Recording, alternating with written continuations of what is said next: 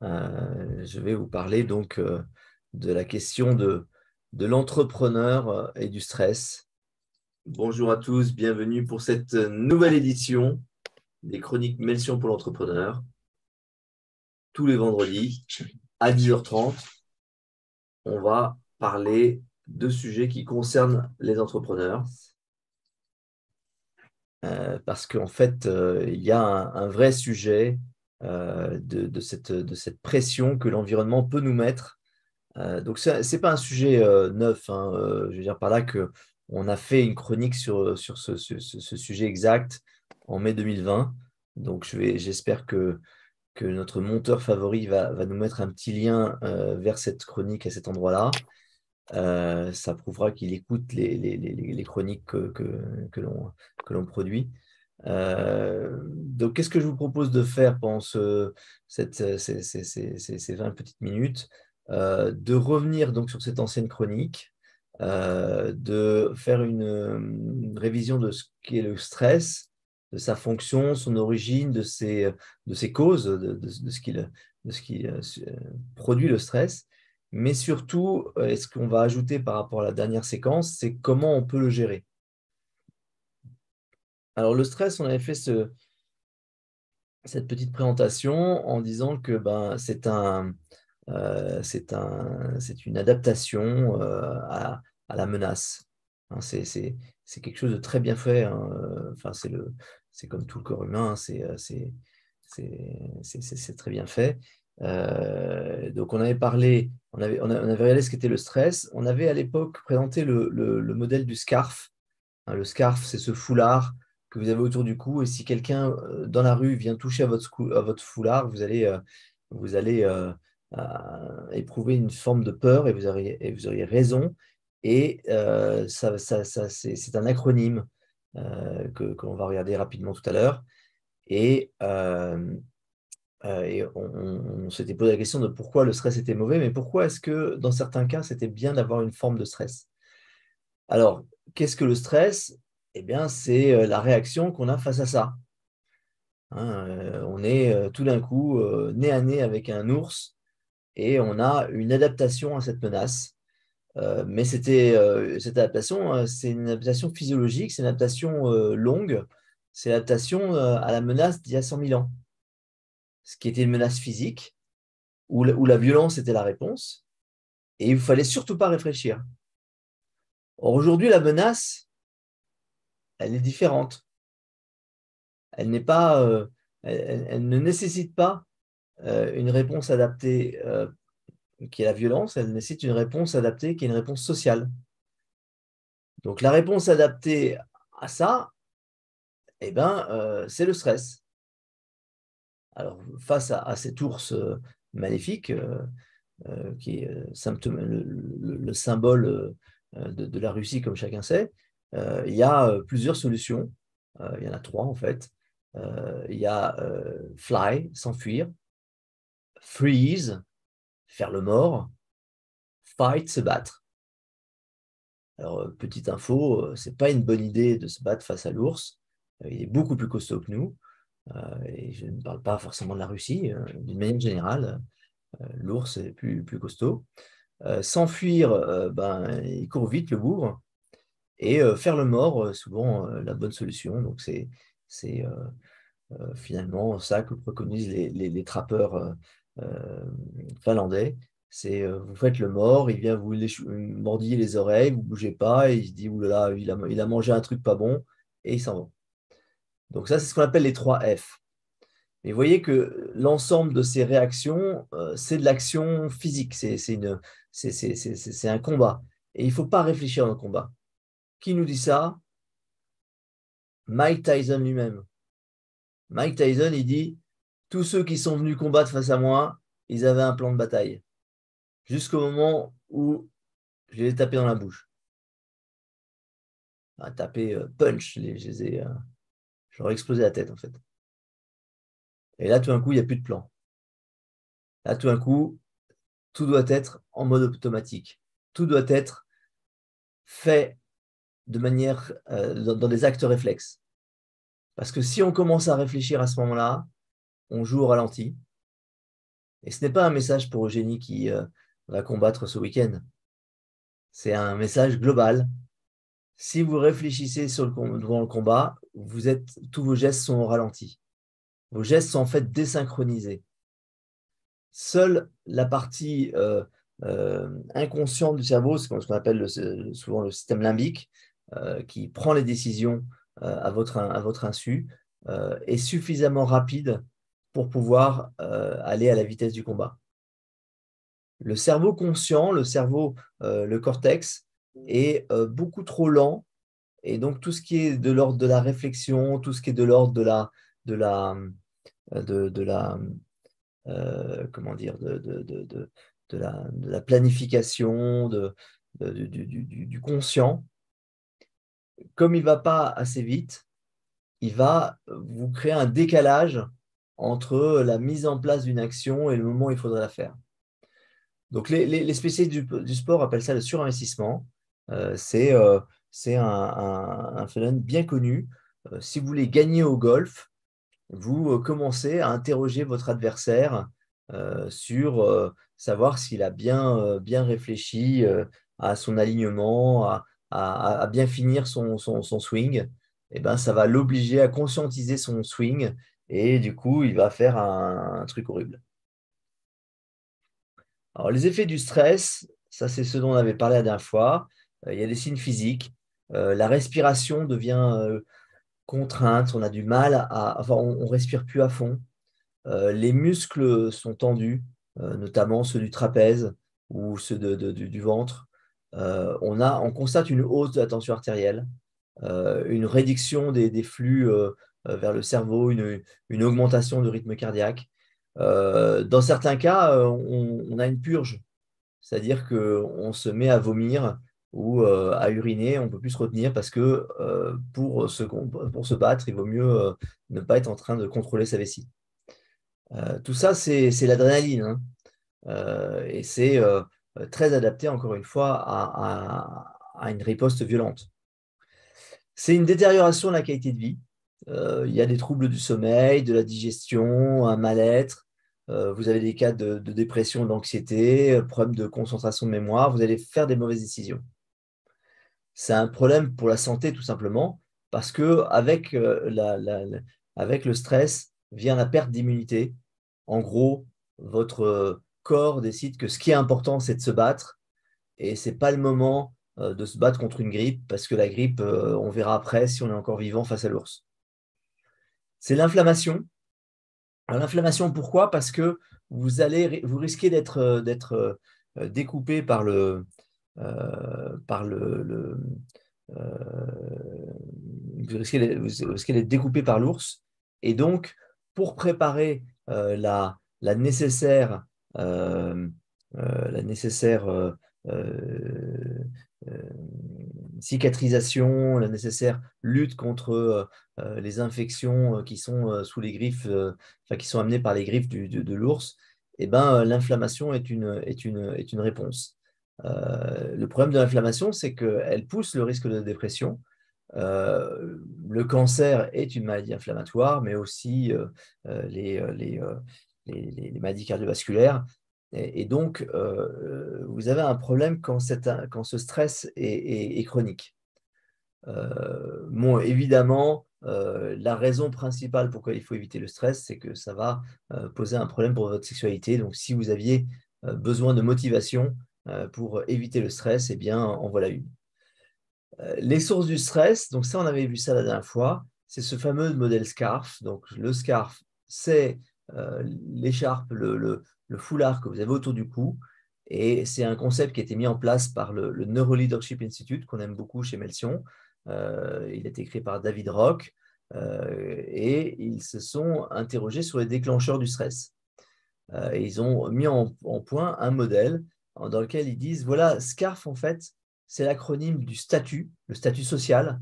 Si tout d'un coup, vous risquez de perdre votre rôle social, par exemple celui d'être un entrepreneur, eh bien, vous allez vivre ça comme une vraie menace, une menace physique, alors que ce n'est qu'une menace sociale.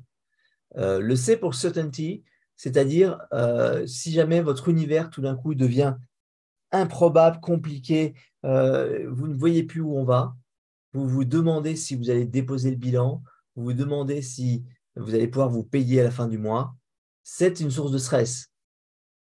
Et vous voyez, deux sources de stress pour une même situation. Le A pour autonomie, la perte d'autonomie. Bah, si on revient à cette situation du dépôt de bilan, un dépôt de bilan, ça veut dire que vous avez un administrateur qui vient faire les signatures à votre place, vous perdez votre autonomie, vous devez vous justifier devant un juge au tribunal, vous perdez votre autonomie. Le R pour relatedness, c'est le fait que vous vous sentez intégré ou pas par le groupe. Et si vous avez l'impression qu'en étant en dépôt de bilan, vous allez être rejeté par le groupe, vous allez être moins apprécié, eh bien, le R là, va vous alerter comme s'il y avait un ours dans votre caverne. Et le F pour fairness, c'est-à-dire l'équité. Dès que les choses deviennent inéquitables, vous n'êtes pas à l'aise parce que vous vous dites que c'est vous le prochain sur la liste. Mais ça peut être tout à fait inéquitable de devoir déposer le bilan avec tout le travail que vous avez fait, d'avoir des clients qui décident de ne pas vous payer alors que vous avez fait une super prestation pour eux. Donc, tout ça, vous voyez, peut se retrouver assez facilement. Vous pouvez vous retrouver assez facilement avec un niveau de stress très élevé, un niveau de stress qui va vous préparer à vous battre, mais le problème, c'est qu'il va vous préparer à vous battre physiquement. Et dans un tribunal de commerce, il ne faut pas utiliser la force, je vous assure. Ce n'est pas une bonne chose. Certains ont essayé, ça ne fonctionne pas. Alors, il va falloir du coup combattre le stress. Qu'est-ce que vous pouvez faire pour combattre le stress? Le premier conseil, c'est de gérer les éléments conscients. Je vous rappelle les signes physiques qu'on avait vus, la respiration contrainte, les muscles tendus, la hausse de la tension artérielle, la fréquence cardiaque qui augmente, la réduction du flux vers le cerveau, le flux de sang vers le cerveau est moins important. Comme je vous le disais, on n'a pas besoin de réfléchir à ce moment-là, donc on privilégie l'oxygénation des muscles et la purge qu'on avait vue. Comment ça fonctionne? Ben, vous avez un effet de feedback, c'est-à-dire vous avez un déclencheur de ce stress qui va attaquer le cerveau. Donc, il va aller taper sur l'amygdale. C'est une petite fraction du cerveau qui est l'endroit où on identifie les menaces. Et ça va déclencher notamment de l'adrénaline. Il y a plein d'autres choses qui sont impliquées dedans, mais parlons de l'adrénaline. L'adrénaline va augmenter le rythme cardiaque et ça va tendre les tissus musculaires des artères, donc la tension artérielle. Pourquoi? On cherche à augmenter la capacité du corps à agir. Et ça, en soi, ces deux actions-là vont renforcer le cerveau dans l'idée que, ouais, il doit y avoir quelque chose de grave qui se passe. La preuve, mes muscles cardiaques et vasculaires sont en train de se préparer. Donc, si vous pouviez agir sur cette boucle, ce serait une très bonne chose. Donc, les signes physiques qu'on a vus, il y en a un certain nombre sur lesquels on ne peut pas agir. Hein, vous n'allez pas baisser votre tension artérielle comme ça par la force de votre volonté, sauf si, comme Patrick, vous avez une très longue pratique du tai chi et que du coup, vous êtes même capable d'augmenter les flux d'oxygène vers votre cerveau par la simple force de votre pensée.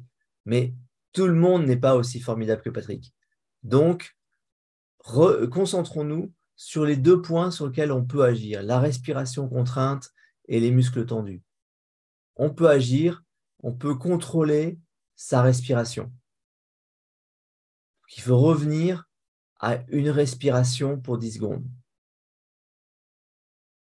Et l'autre point important, c'est le souffle. Il faut souffler de manière détendue.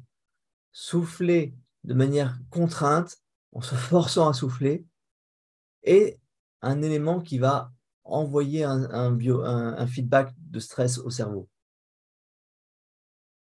Donc reprenez le contrôle de la respiration. La tension musculaire, les trapèzes, ces muscles qui entourent le cou, il faut les réduire, il faut les décontracter. Il faut leur donner l'ordre de se relâcher. Les abdominaux, c'est pareil. Autre muscle très important dans le stress, les maxillaires, ceux qui servent à fermer les mâchoires. Vous retrouvez parfois à avoir les mâchoires tendues, à avoir mal aux muscles maxillaires, tellement vous vous êtes enfermé dans du stress. En faisant ça, vous allez changer le feedback. Et en changeant le feedback de votre corps vers le cerveau, vous reprenez le contrôle sur vous-même. Vous êtes en train de donner suffisamment de signaux au cerveau pour qu'il se dise peut-être que finalement, ce n'est pas si grave. Vous allez reprendre le contrôle sur vous-même et c'est une victoire. Donc, célébrez cette victoire. C'est formidable de sentir qu'on gagne, qu'on a repris le contrôle, qu'on ne s'est pas laissé embarquer et qu'on est finalement capable de gérer son stress. L'impuissance est quelque chose de terrible. Et je ne parle pas pour Patrick. Il faut agir au plus tôt. Qu'est-ce que j'entends par là? Le stress vous mine. Le plus tôt vous réalisez que vous êtes en stress, le mieux c'est. Alors, comment est-ce qu'on fait pour réaliser qu'on est stressé? C'est là que je vous recommande la méditation de pleine conscience. Alors, la méditation de pleine conscience, ce n'est pas les moines tibétains. Non, non, c'est beaucoup plus simple que ça. C'est un endroit tranquille où vous allez faire une gymnastique du cerveau. Et c'est très utile. Voilà un cerveau après 10 minutes de méditation. Imaginez le bénéfice en faire une fois par jour. Parlons de ce bénéfice. Vous allez être conscient plus tôt du stress qui vous arrive. Vous allez pouvoir agir plus vite et donc éviter les dégâts que le stress cause sur votre comportement. Comment est-ce qu'on fait? Ah, bonne question. Vous vous mettez dans un endroit calme, vous mettez une petite alarme pour savoir quand s'arrêter. Commencez par 5 minutes, c'est déjà beaucoup. Et pendant ces 5 minutes, vous allez vous concentrer sur le ici et maintenant. Vous cherchez à rejeter tout ce qui est différent de ici et maintenant. Tout ce qui est qu'est-ce qu'on a fait hier et quand même, j'aurais peut-être pas dû lui dire ça. Tout ce qu'on va faire après et à quelle heure j'ai mon rendez-vous déjà pour revenir sur qu'est-ce que je ressens, le soleil sur ma peau, le souffle du vent, les bruits qui arrivent, qui vont agiter le petit singe qui est dans ma tête, qui va essayer de revenir pour me dire, tiens, ce bruit, ça me rappelle que on va manger après. Qu'est-ce qu'on va manger déjà? Ici et maintenant. Donc, on observe son petit singe et on voit qu'il est en train d'essayer de nous emmener vers autre chose. Et avec bienveillance, sans s'en vouloir, c'est normal d'avoir un petit singe qui cherche à nous attirer ailleurs. On revient au ici et maintenant et c'est tout l'exercice.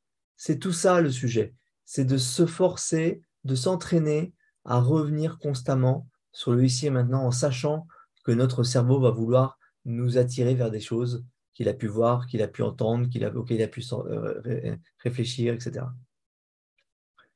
Qu'est-ce que vous avez comme autre méthode contre le stress? Alors, il y a d'autres méthodes. Marcher, courir, le sport d'une manière générale, bonne chose. La douche, le sauna, tous ces éléments qui permettent au corps d'oublier qu'il existe. Il y a un élément essentiel. Une vidéo sans chat n'est pas une vidéo. Les chats et les animaux de compagnie sont déstressants. Patrick qui n'est pas vu. Est-ce que ça marche aussi s'ils ont des poils ou pas?